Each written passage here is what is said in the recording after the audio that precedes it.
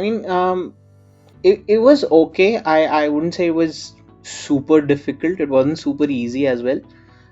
Preparation for sure is key. If we're getting the preparation done, if you're giving time, if you're putting in time, if you're putting in the hours on the labs, it should be smooth sailing. Apart from that, like if I talk about the most difficult thing is finding the reliable exploit. So the one thing that I noticed that was primarily like a cause of concern for me during the exam was that um, the same exploit that I was suspecting would work on a particular machine would have different results between different OSs, between Kali and Parrot, which are the two recommend OSs. So I would definitely suggest having both of them on your system, and I would definitely suggest that if you suspect that one exploit is going to work, make sure to try it on both the OSs. So the good thing that I like, one thing that I really like was the range of topics. It wasn't just limited to the most popular 3 4 5 topics. There's everything. There's web, there's the standard topics like the web. You have buffer overflows, you have your network exploits. Those are the standard one. But apart from that, there's binary hacking, there's binary exploitation as well.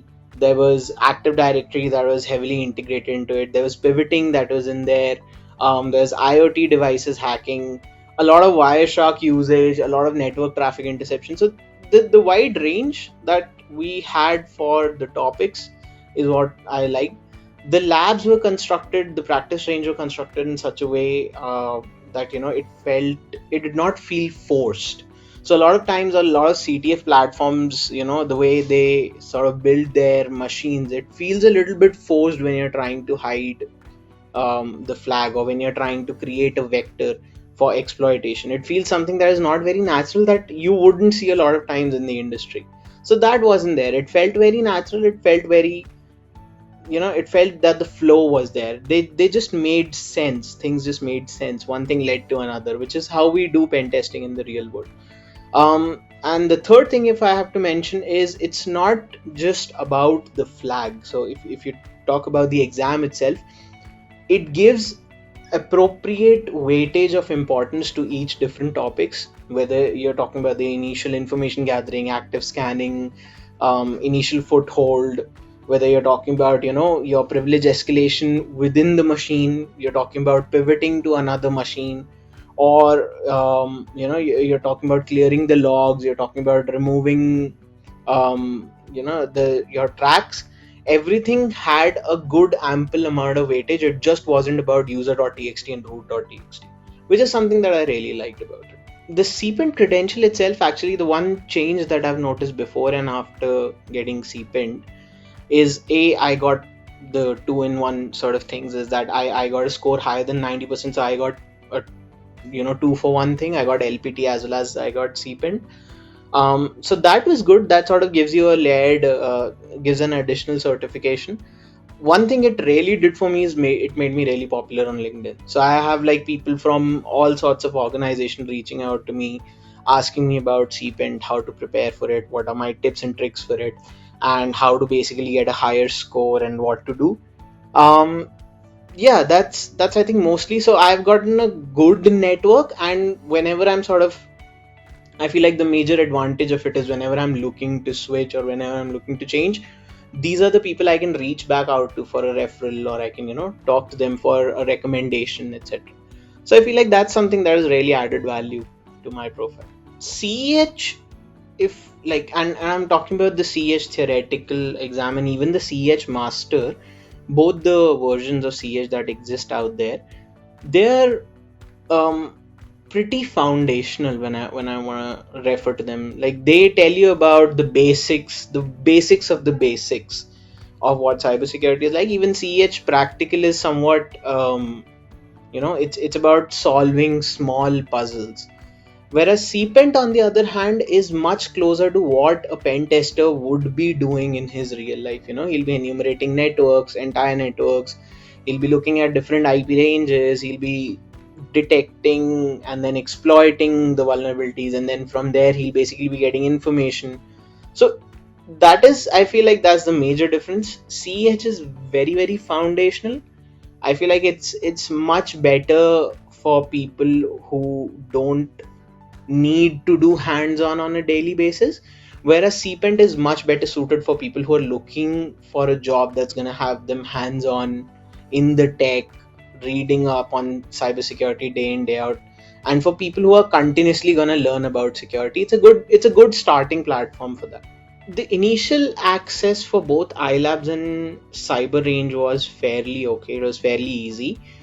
The only difficulty that I faced was in the cyber range, actually. Since the cyber range is shared, a lot of exploits get left on the machines, etc.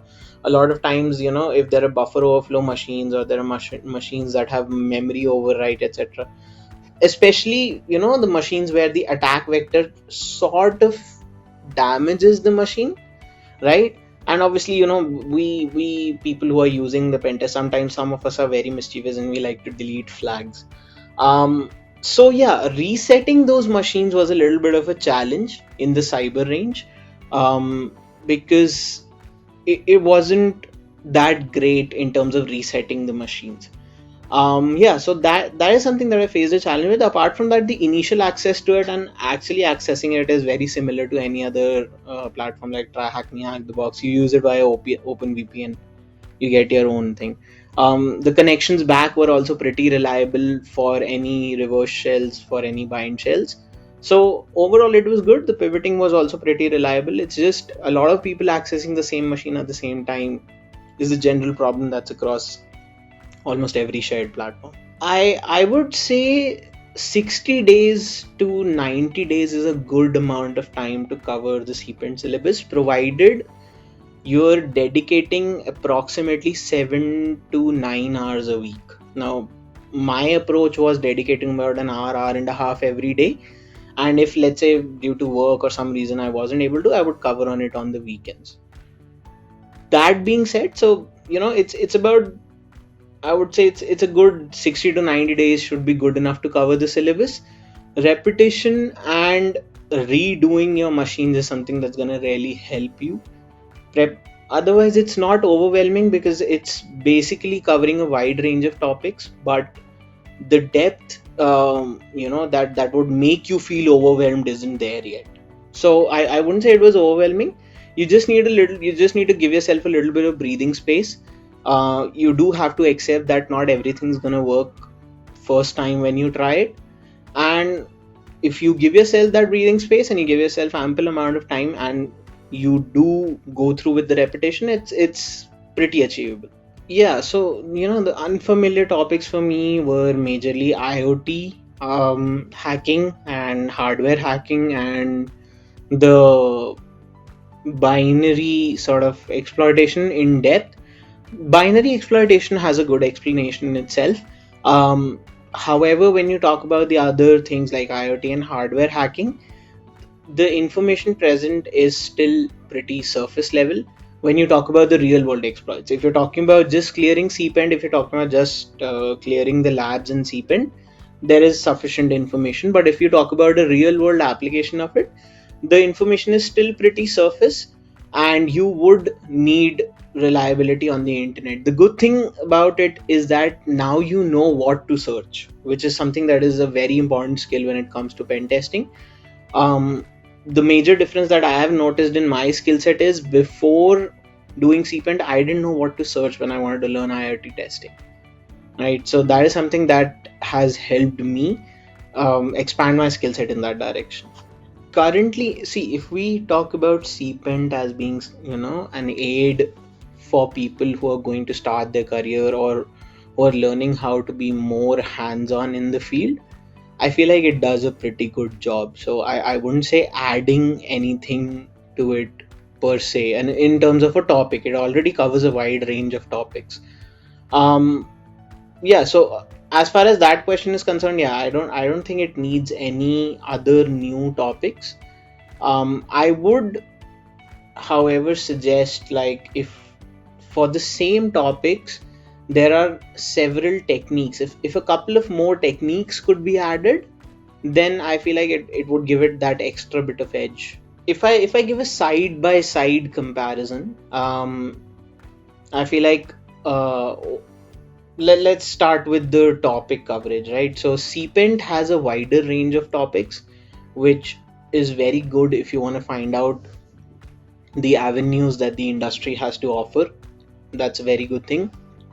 However, the depth of each topic is still something that I feel like CPENT could work on, because the exploits that are even used in today's exams are, even though there are techniques that are foundational, that are still very important, the actual exploits itself I feel like are still a little bit obsolete when we're talking about 2023 or even 2022.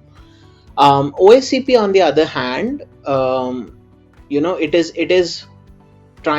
is actually keeping up with the times, but the range of topics that OSCP covers is very narrow. Like it'll cover your web exploits, your network exploits, your Active Directory, and a little bit of techniques for Linux and Windows privilege escalation. Right, so those are there, and obviously everything, all of those are available on the internet, but the structure is there. CPENT on the other hand has an edge because in OSCP you're forced to learn pivoting in the labs for getting a better and higher access. CPENT on the other hand forces you to learn that for the exam as well. So that is something that has a side by side feature comparison. Yes, CPENT is far more bang for buck compared to OSCP. OSCP's prices in 2023 now are honestly just getting out of hand.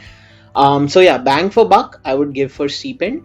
And popularity, if I give, the contest is still won by OSCP today, because a lot of recruiters are still looking for OSCP. The actual coverage of the topics is something that really sets it apart, because CPENT will give you the techniques. It will force you to learn the techniques that are foundational, that you should have in your arsenal. And the exploits may be easy to implement, but the techniques to detect the exploits and the way that the attack path is set up to learn is what gives CPENT its edge. OSCP on the other hand is more about the user flag and the root flag, and getting to that final destination, whereas CPENT is more about covering the journey and making sure that every step of the way you're 100% sure of what you're doing. It just makes more sense, as when it comes to a learning platform. The notable difference I have to give, if I have to take both of the exams over a 90-day period, CPENT is much better for someone who's beginning their journey learning cybersecurity. Somebody who's more earlier in their career, maybe an entry level role or the first couple of years. That's where CPENT shines, because it's gonna force you to learn the techniques, and it's gonna basically give you those scenarios where everything makes sense, which I feel is very important for people who are just starting out. OSCP on the other hand, it tests you a little bit more, right? It'll give you the tools. It puts the onus on you to learn things on yourself. It basically will make you a better researcher in the longer run, researching, reading about things on the internet, etc. Whereas CPENT sort of gives it to you, and it says, okay, take this step, then take this step, then take this step. So yeah, the comparison, if I have to give a summary, CPENT is sort of better for learning the foundational techniques and building a foundation, and OSCP is better if you want to go in depth and if you want to get better at if you want to get better and if you want to raise your skill bar a little bit higher. Yeah, so I would circle back to where you are in your career, because depending on where you are in your career, one or the other suits you better. If you're someone who's starting out in cyber and who wants to learn the foundational techniques, who wants to make sure that they're very, very thorough with their pen testing, and who wants to make sure that they're not missing anything, I would suggest CPENT. However, if you are a little bit more mature in your career, and you are very thorough with your pen test, but now you want to go beyond the basic exploitation. Let's say, for example, for XSS, if you want to go beyond script alert one script, and you want to get to the more sophisticated version of exploiting a vulnerability, then OSCP comes into the picture. So it all depends on where you are in your career, and they're both great certifications. They just fit different needs at different points of time. Yeah, so the labs are basically a step by step for you to learn from scratch on how to do something, right? It's going to basically tell you, okay, if you do this, then you're going to see this output, do this next. And it's going to take you on a whole journey from starting to end.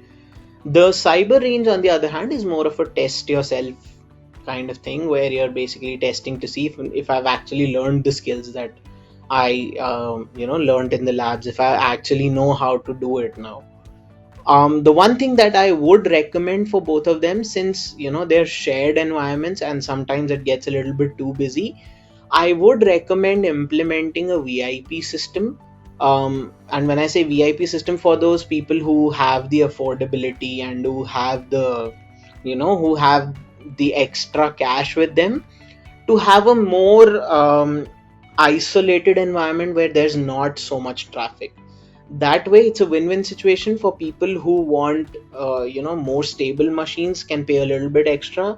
It's a win-win situation for EC council as well, they make a little bit more money, and it also takes the load of the general servers as well. So everybody wins in that scenario. So for someone who's just starting out in the field, I would definitely recommend CPENT. And that is, again, that goes to the way CPENT is structured. For someone who's entering this field, who wants to get a strong footing as soon as they enter, I would recommend CPENT. OSCP I would recommend for people who are a little bit more mature in their career and who want to go that extra mile. Also, OSCP I would recommend to people who are already in the industry, who are planning for a job change. So anybody who's planning for a job change, I would recommend, and in a very recent time, let's say about 3 to 6 months, if you're planning a job change, I would recommend OSCP, because it is still a more sort of appealing badge to the recruiters. So yeah, that's where it. But if we're talking about freshers entering this field, or I know a lot of my friends who are developers who then became pen testers and came into the security field, I definitely recommend CPENT to them.